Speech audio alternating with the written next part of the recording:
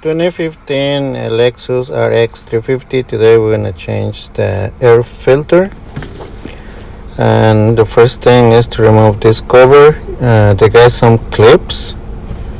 You got 4 clips. So the thing you're gonna do is you're just gonna push that in and remove the clip. All right. Really easy to remove those clips.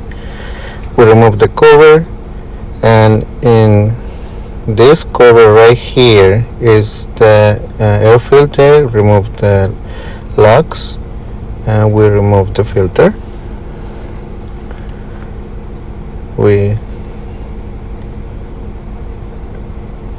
Okay, so here's the new one.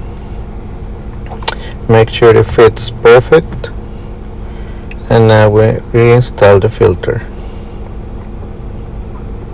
Okay, and we lock the cover.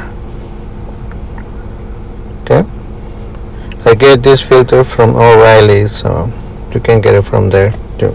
So to reinstall the clips, we need to push it out like that and just put it on inside the holes and just push it down.